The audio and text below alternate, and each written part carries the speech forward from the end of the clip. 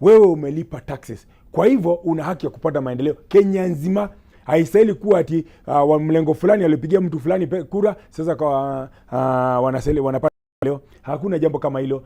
Hata akapeleka nini, wacha apeleke. Watu wanajua saa hii wamesema kama walivyopanga, wacha sasa tumekuacha, tumewafinya miaka 3, wacha saa hii tuanze kuwapatia minofu na mafuta na mandazi hapa hivi na kakaimati hapa hivi na kasoda, ndio angalau watupigie kura, alafu tukirudi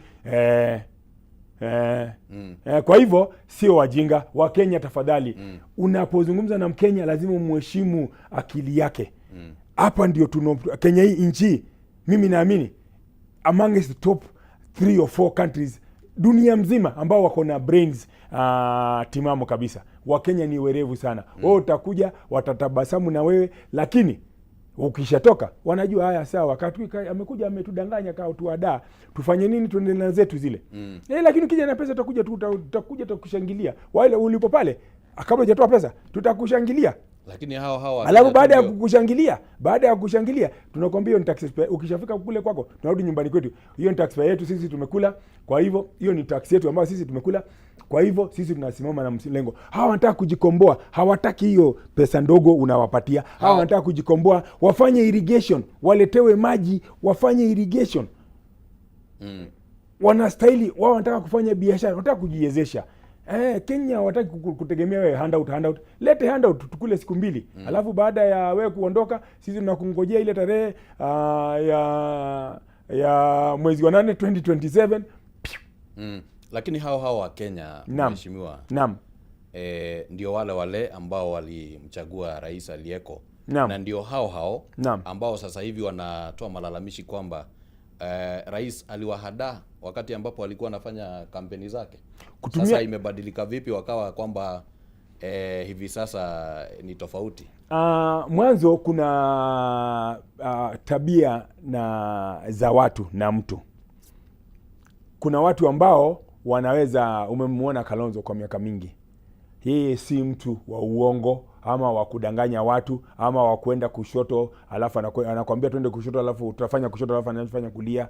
Yeye ni mweupe kama pamba, na anapotembea huwa anatembea na watu kila mara, na hakisha kwamba kile ambacho anaahidi wa Kenya kuhusu uongozi wake pamoja na ile opposition na kuhakikisha kwamba atatenda hayo. Sababu kuna haja ya kufungua nchi, kuna haja ya kuongeza factoria kwenye nchi, kuna haja ya kuongeza internet kwenye nchi, kuna haja ya kufungua kuweka nchi ambayo iwe ina attract my investors kutoka nje.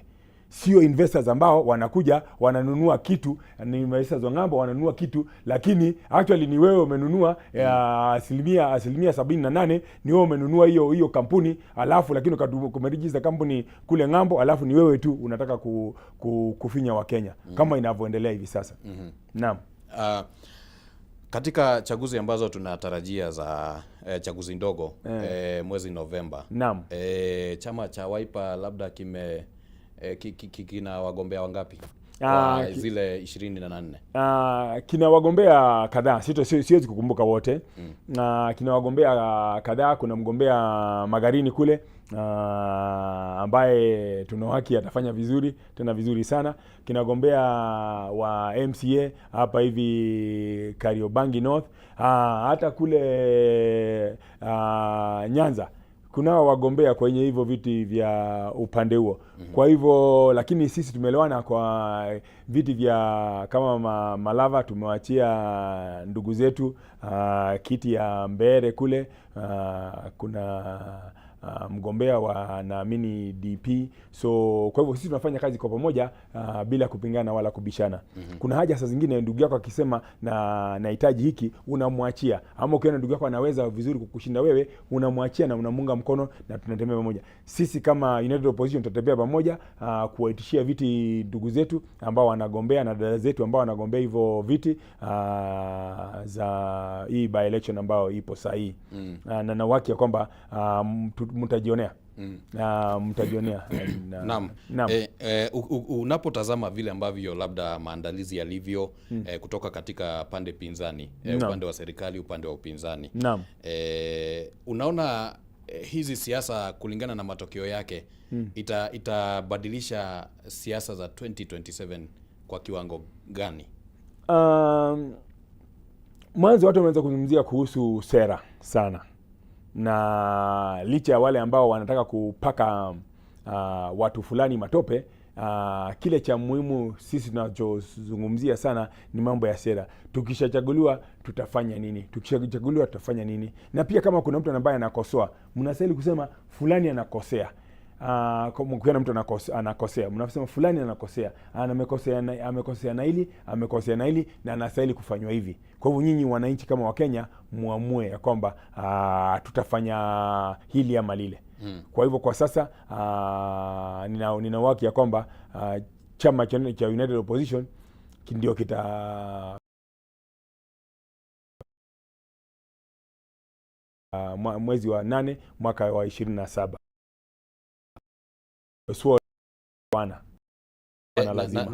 Naomba kabla tufike pale kwa 2027. Naam. Kuna hizi chaguzi ndogo. Naam.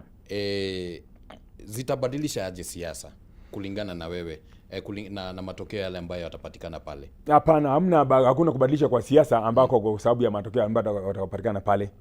Hizi chaguzi ni ndogo sana, ni chache sana. Ukizungumzia wabunge I think sikiji kama ni 4 kati ya 200 na 290. Huo ni kisawa na kumwaga chumvi pale Indian Ocean, ukachuna chumvi kwa vidole vyako, ukamwaga chumvi Indian Ocean, ukasema sasa, ama ukamwaga sukari Indian Ocean, ukasema sasa maji ni matamu. Chukua chumvi kwa mkono wako, nenda kamwaga Indian Ocean, halafu sasa maji, kunywa maji, hayo maji ni matamu. Hayatabadilika. Hiyo sukari ni ndogo sana pale Indian Ocean. Sasa hizi chaguzi kama 4 out of 290 constituencies, inawezekana kuweza kubadilisha ama Senate moja out of 47 senators haiwezi kubadilisha hata kidogo. Kilichopo tu ni ya kwamba kuna haja ya kujikakamua kuhakikisha watu wameshinda, lakini wananchi walivyoamua, hii sio determinant hata kidogo ya 2027. Hapana, wananchi wameshaamua. Na wale wananchi walioamua, wengi wao waliodhulumiwa in fact wako kwa miji mikubwa na mashambani ambako labda ni mbali na kule ambako hao. Kwa hiyo machungu leo nao wananchi haiwezi kubadilishwa sababu fulani ameshindwa ama fulani ameshinda. Hapana. Hii itapunguzaje mambo ya Gen Z shooting? Hii mambo ya kushoot watu kwa miguu na shoot to kill, itapunguzaje hiyo? Watu washaamua, au wanangoja tu siku ifike. Ni vile tu sisi ni demokrasia na tunazidi kufuata demokrasia. Unangoja kwa vile aliingia kwa kura, unahakikisha kama umemtoa kwa kura. Lakini matamshi yako mheshimiwa yanasikika kana kwamba hayaendani na yale ya vigogo wa United Opposition. Naam, kama yapi? Manake Mheshimiwa Eugene Wamalwa ameshasema kwamba chaguzi hizi ndogo zitakuwa za kutumika kutuma kitu ambacho anaita kwa kizungu political statement. Lakini wewe nasikia ni kana kwamba unasema hakuna statement yote ile ambayo itatoka kwa hii. Mbona kuna misimamo tofauti ama mawazo tofauti? Hapana, hamna mahali ambapo nimetofautiana na Eugene Wamalwa. Umeuliza swali kubadilisha siasa za Kenya na kutuma statement ni maneno mawili ama ya tofauti kabisa. Hebu tuelezee. Haya, wacha tuzungumzie kabisa, hamna shida. Kutuma statement ni lazima na kutakuwa na kutuma statement. Hiyo ni tofauti, haimaanishi ya kwamba inabadilisha sura ya kisiasa ya Kenya nzima. Lakini statement itatumwa wakati kuonyesha kwamba umaarufu mliokuwa nao umekwisha. Umaarufu haupo tena. Na iwapo opposition itashindwa, statement itakuwa ni aina gani?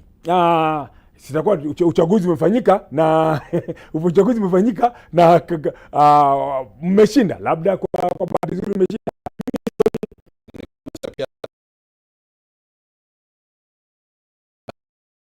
Ipanga vilivyo. Haimaanishi hivyo. Unajua saa zingine ni vizuri saa zingine kufanya kwa kupima kitu. Hii litmus paper. Kuangalia, je, kama vile tulivyojipanga sisi na tutakuwa na matokeo mazuri ambayo yanaweza kutuonyesha jinsi ambayo tunavyostahili kwenda. Kwa hivyo tutaendelea kujipanga. na nina uhakika kwamba mimi sioni watu tukipoteza. Tutapoteza, sikatai, labda huenda wakapoteza kitu kimoja ama viwili hivi kwa vile 24. Kama ni vishato 24 tunaweza kupoteza, ukipoteza kwota na ushinde asilimia 75, upoteze asilimia umepajia kushinda asilimia 75. Hasa ni upande mgani ama ni maeneo gani tuseme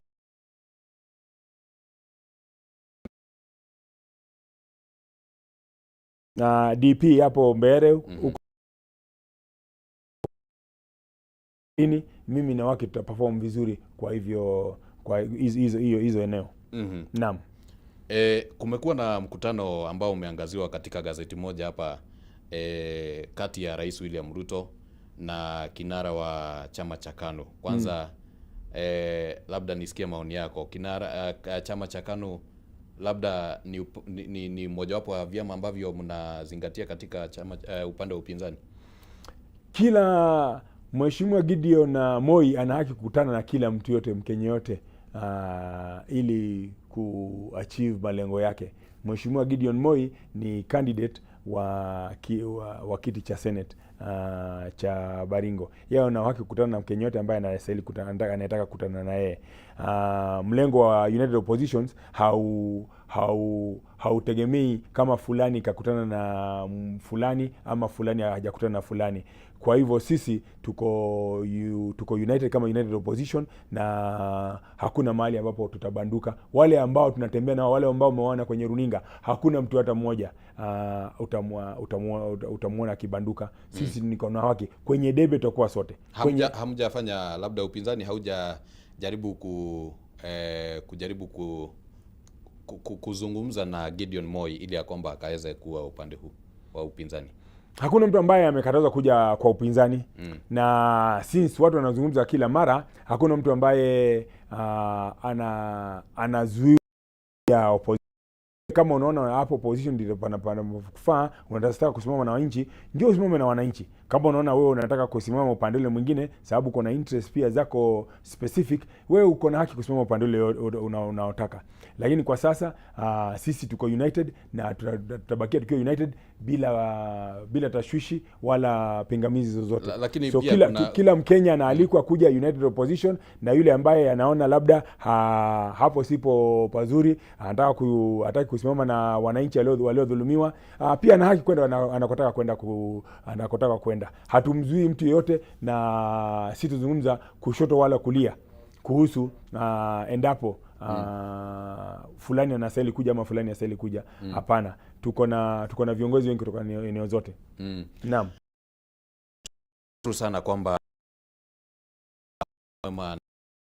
mwema wa kuzungumzia mambo ambayo yanahusiana hasa na upande ule wa siasa za Ukambani, vile vile siasa za upinzani. Napenda nikupatie fursa hii kwamba kwa sekunde 30 hivi ukaweze kutoa wasia wako wa mwisho. Mimi sikuwa nanuia kuzungumzia kwa siasa za Ukambani hata kidogo. Mimi ni mbunge wa Nairobi na sizungumzii siasa za eneo fulani. Mimi nilikuwa nazungumzia siasa nimejibu maswali yako kulingana na mambo uliuliza kuhusu ziara za watu fulani eneo fulani, na tungeweza kuzungumzia pia ziara za watu wengine kwa eneo lingine kama Western ama Central. Nia yangu sio zungumzia eneo fulani. Mazaliwa yangu haimaanishi hapo. Mimi ni mzaliwa Nairobi, mlelewa Nairobi hapa Ziwani. So kwa hivyo mimi mambo yangu na siasa yangu yote ni ya Nairobi. Asante. Kilichopo ni ya kwamba tunataka tu kualika wananchi wote waje wawasikize Mheshimiwa Kalonzo Musyoka, Mheshimiwa Rigathi, Eugene Wamalwa, Martha Karua, Matiang'i na Umingo Magara na wale wengine, JB Muturi, waje wawasikize kesho hapa Uhuru Park. Ni public holiday, njooni mwasikize kuanzia saa 5:30 watazungumzia na wananchi, wanazungumza na wananchi baada ya delegates conference ya Wiper hapa Uhuru Park. Karibuni nyote, Wakenya nyote mwalikwa, na hasa watu wa Nairobi. Asante sana, Mungu awabariki. Nataka kuwasalimia watu wangu wa Embakasi South na kuwashukuru sana kwa kusimama nami kila mara. Mimi nawapenda sana, tutaendelea kufanya maendeleo Embakasi South. Asante na Mungu akubariki. Tunashukuru sana na tutazidi kupata wakati wa kuzungumza siasa zaidi. Naam. Kadri mambo yanavyoendelea kupamba moto. Naam. Tumana mheshimiwa kuma kule Embakasi South na nego hegecithanĩtie hau gabere ngauga nĩ Embakasi Central. Embakasi South kũrĩa mwena wa Embakasi nĩwe tuma nake gũkũ thĩinĩ wa studio tũkĩgeria kwarangia maũndũ makĩgemainie na ũteti.